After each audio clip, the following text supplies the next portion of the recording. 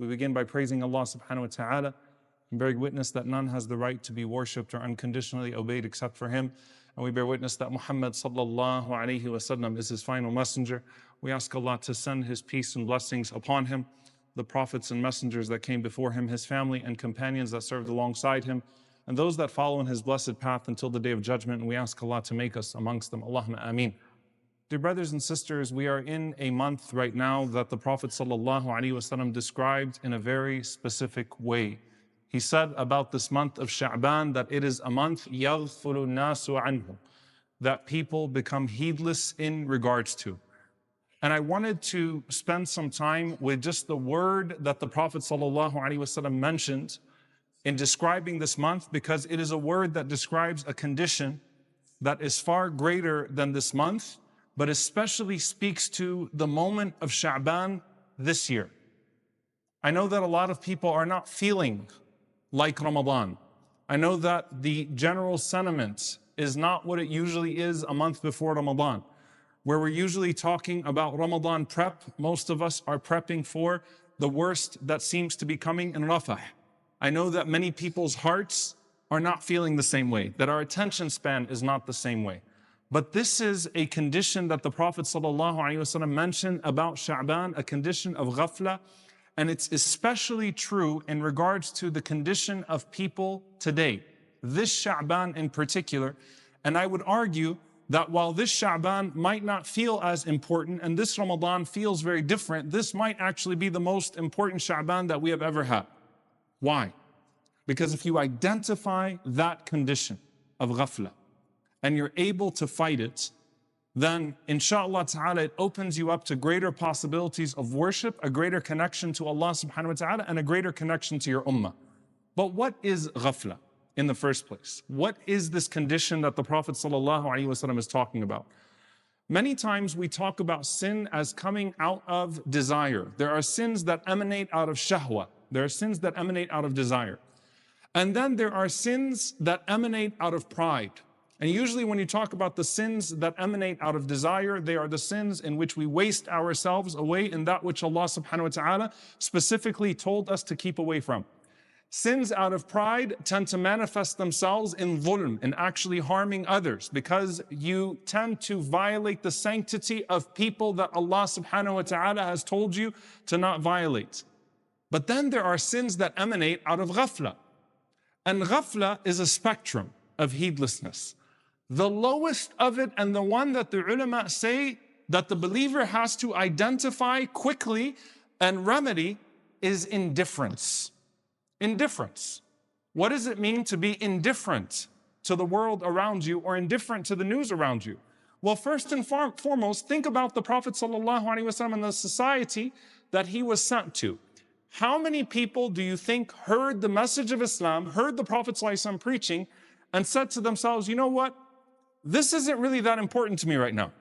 This seems to be an affair that belongs to Quraysh, that belongs to some of the elites and the nobles, that concerns the pilgrimage and some of the structure of Meccan society, but it really doesn't bother me or concern me as an individual. Meaning they simply did not even bother with the inquiry while the Prophet ﷺ was in their midst. And you would be surprised to know that this actually was the majority of people in Mecca. It kind of flips the whole seerah lens for you when you think of it that way. The majority of people just didn't care enough to get involved. And how do we know that? By the sheer amount of numbers that embraced Islam in Fatih Mecca and the conquest of Mecca. The sheer amount of people that were present in Mecca that day. How many persecuted the Prophet ﷺ? You could name the majority of them. And it was usually a familiar few. How many followed the Prophet ﷺ? 100 or so in those early days? How many just observed and remained in a state of ghafla, a state of indifference? The majority said, you know what? They'll settle this affair amongst themselves. And at that point, when I have to make a decision, when it is right at my door, then I'll make a decision. Because that's the condition of most people. And then maybe that ghafla gets a little bit more disturbed when you see some of the torture that's happening, right? Where, wait a minute, now they're pulling the slaves into the streets. They're dragging them. They're beating their own brothers, their own cousins, torturing their own sisters.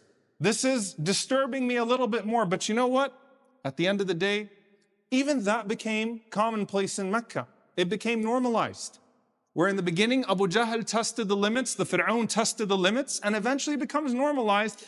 And most people will say, you know what? That's not my brother. That's not my sister. That's not my tribe. I can still just be a regular Meccan and go to the store and purchase and attend the festivals and away from all the politics of the Hajj, enjoy the pilgrimage season, and I'm okay. That's ghafla. And that's why the majority of the times that Allah subhanahu wa ta'ala uses the word ghafla, wa antum ghafilun, is actually in Meccan society, because it is a more appropriate diagnosis of Meccan society at the time. You know what it reminds me of today, when you have some prominent people that'll be asked about Palestine. What do you have to say about Palestine? Oh, I haven't looked into that. I really don't know about all that. I don't care. When they say silence and complicity is complicity, you better believe silence is complicity when over 30,000 people have been killed. Yes, silence is absolute complicity. What do you mean? I really don't know about all those kids, and I can't diagnose all of that. You know, it's too much for me to get involved with, too complicated. It's not, Palestine's not here at the end of the day. That's a lot of people around you, by the way. A lot of people around you that drive around, they see the protests, they see the news, they flip and say, you know what? I'm just getting home from work today, and I just want to watch something that's going to be entertaining. I'm really not that interested in that. And you know who knows that ghafla better than anyone else? The Israeli government. Why do you think in the most watched sporting event in America, hundreds of millions of people are tuned in to men who are paid thousands and millions of dollars in full pads, who have their names on their jerseys? While Israel carries out the most brutal assault on Gaza to date, matching the time of kickoff, knowing that most people are not going to bother inquiring why there's an image that's popping up on their social media feed of a young girl that's dangling without her legs and brutalized over a wall. That's ghafla. It is sinful for you to look at that and say, not my business, or too bad, or let me move on, because I don't know how to reconcile with this or reason with this. Allah Azza wa Jal connects that to forgetfulness of Him, forgetfulness of them, and forgetfulness of yourself. That's ghafla, a state of ghafla. It's indifference. And subhanAllah, the ulama mentioned that ghafla is the predecessor to dalala, to going astray. Because if you're indifferent to everything, then essentially the most attractive pull is the one that's going to pull you in the next direction. And so I don't really think too much about things. I don't really ponder too much about things. I don't really ask that many questions about what's happening in the world around me. I'm not really that concerned. I'll get concerned when it's right on my doorstep. I'll get concerned when it is in my community. I'll get concerned when it's in my family. That's ghafla. And Allah subhanahu wa ta'ala usually describes al-ghafla, He associates it with the ghafla of the life that is to come. لَقَدْ كُنْتَ فِي غَفْلَةٍ مِّنْ هَذَا فَكَشَفْنَا عَنْكَ غِطَاءَكَ فَبَصَرُكَ الْيَوْمَ حَدِيدٌ. You were heedless in regards to this death of yours. You were told, someone came to you and said, a hereafter awaits you. Someone came to you and told you that there is something you need to be preparing for that demands your attention now, in the moment that you are in, and you kept putting it off. فَبَصَرُكَ الْيَوْمَ حَدِيدٌ. And Allah pulled the cover, and now your ghafla is gone. Your indifference to what happens in the hereafter is gone. Why? Because it's right in front of you. The angels are literally at your doorstep. The kafan is there. They're ready to pull you into the next step of this, and now you better inquire about who the angels are and where you're going and who Allah is and who this prophet is and what happens in the grave. You literally are shown a picture of Muhammad sallallahu alaihi wasallam. Who is this man? Man hadha alladhi bu'itha fikum. Who is he? Subhanallah. May Allah Azza wa Jal give us thabat, give us firmness in that moment. You didn't inquire. Most people are indifferent. لقد كنت في غفلة من هذا فكشفنا عنك غطاءك فبصرك اليوم حديد. أتى أمر الله. The affair of Allah has come. اقترب للناس حسابهم وهم في غفلة معرضون. The hour is fast approaching and people remain in ghafla, in heedlessness, indifference, turning away from it. I just don't care enough to inquire. I just don't care enough to look into it. Now, subhanAllah, with our Lord, subhanah, Allah Azza wa Jal mentions how He is not forgetful nor indifferent, not to the past nor to the present. And so the scholars mention, وَمَا كَانَ رَبُّكَ نَسِيًّا, your Lord does not forget, meaning your Lord will not forget what preceded. On the Day of Judgment, you better believe it all comes back. Everything that we have done, may Allah protect us, comes back. وَمَا كَانَ رَبُّكَ نَسِيًّا, your Lord has not forgotten. Time doesn't pass on and Allah subhanahu wa ta'ala stops seeing. Or Allah Azza wa Jal removes it from the register, like we forget after 10, 15, 20 years, or something else came that was greater in that place and it got lost. وَمَا كَانَ رَبُّكَ نَسِيًّا. What does Allah subhanahu wa ta'ala say about the oppressors? Allah subhanahu wa ta'ala mentions, وَلَا تَحْسَبَنَّ اللَّهَ غَافِلًا عَمَّا يَعْمَلُ الظَّالِمُونَ. Don't think Allah is indifferent, heedless about what the oppressors are doing right now. Don't think Allah subhanahu wa ta'ala doesn't see it in the moment. And don't think that Allah subhanahu wa ta'ala is not taking interest in it. And don't think that Allah subhanahu wa ta'ala is not in control of it. Allah Azza wa Jal sees it. And He's paying attention to it. But He has a plan that we can't see that unfolds in the future. We don't know it. But Allah subhanahu wa ta'ala is never ghafil. Allah is never indifferent to His khalq, to His creation. He's never indifferent to the affairs of the world. Never indifferent to the affairs of His slave subhanahu wa ta'ala. And so ghafla is not like a nisyan, which is to forget. As the scholars say that nisyan, and we're called al-insan because we're naturally forgetful. Nisyan is an affair of the mind. Ghafla is an affair of the heart. That is that your heart becomes so attached to other things that aren't as important that you forget what's actually important. Ghafla is a forgetfulness of the heart. And Allah does not accept the dua min qalbin ghafil, from a heart that is indifferent, that's not present. Your heart's somewhere else while you're making dua to Allah subhanahu wa ta'ala. So it's a forgetfulness of the heart. How does this all tie back to Sha'ban in particular, dear brothers and sisters? Ramadan is coming up.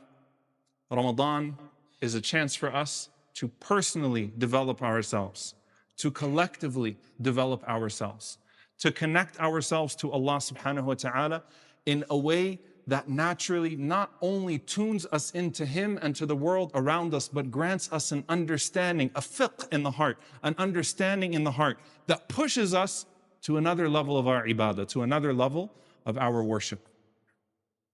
And if you don't do dhikr of Allah subhanahu wa ta'ala, if you don't remember Allah, you're not going to generate taqwa. You're not going to generate the shield of God consciousness if you don't remember God in the first place.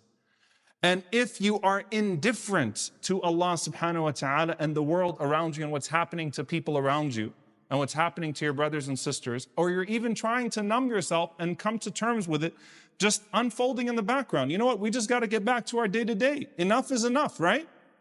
If you are in that state, then what does Allah subhanahu wa ta'ala describe the condition of the heart as? It's very powerful, and I want you to sit with this bi'idhnillahi ta'ala. Allah Azza wa Jal doesn't describe it as a heart that simply stops beating. Allah describes it as a hardened heart. Qaswatil qalb. The heart becomes hard. You know, we always ask Allah subhanahu wa ta'ala, Ya muqallib al-qulub, thabbit qalbi ala dinik. O turner of hearts, make my heart firm on your path. We ask Allah subhanahu wa ta'ala for the khashya of the qalb, the awe and the fear and the humility of the heart to Allah subhanahu wa ta'ala in our hearts. We ask Allah subhanahu wa ta'ala to protect us from hard hearts. And what softens the heart? The remembrance of Allah subhanahu wa ta'ala and the remembrance of those people, encountering them, putting your hands through the pages of a mushaf from now in this month of Sha'ban, not waiting for Ramadan when everybody else is holding a Quran around you, putting your fingers, your hands through the pages of the mushaf right now and starting to read your Quran right now in a month that people are not paying attention. And then the Prophet ﷺ said, "An yamsah ra's al-yatim," accompanying the orphan, caressing the hair of an orphan, being present with those people as much as possible. Those are the things that soften your heart. Put your hands there so that your heart is there. Let your tongue not be heedless so that your heart does not become heedless. Let your attention be focused so that your intention does not become corrupted. This is the month where you generate the focus so that when Ramadan comes around, the moment that we see that hilal, the moment that we recite the first night in Taraweeh, the moment that we make our first intention, we have already cleared the distraction and focused ourselves and removed the heedlessness, removed the indifference to say, Ya Allah, this is a Ramadan in which we are coming to you with our hearts broken in more ways than one. Ya Allah, we're coming to you with hearts broken in more ways than one. Ya Allah, here is my heart and I'm asking you to mend it for me. May Allah subhanahu wa ta'ala allow us to meet Ramadan with hearts that are in the right condition, hearts that are attentive. May Allah subhanahu wa ta'ala increase us in the deeds in Sha'ban that prepare our hearts properly for Ramadan. May Allah subhanahu wa ta'ala never make us amongst those whose hearts become hardened so that we oppress others without even thinking about what we are doing, or that we ignore the oppression of our brothers and sisters without even considering their plight. May Allah subhanahu wa ta'ala alleviate the plight of our brothers and sisters in Gaza. May Allah subhanahu wa ta'ala protect them in Rafah. May Allah protect them in every single place that they are in. May Allah subhanahu wa ta'ala descend upon them tranquility. May Allah subhanahu wa ta'ala make firm their feet. May Allah subhanahu wa ta'ala make firm their hearts. May Allah subhanahu wa ta'ala allow them to be granted victory over their oppressor. May Allah subhanahu wa ta'ala in this month where He never, ever on any day loses sight of us, may Allah subhanahu wa ta'ala show us a miracle in regards to our brothers and sisters over their enemies. And may Allah subhanahu wa ta'ala purify our hearts and put our hearts in focus upon that which is important to our journey towards Him.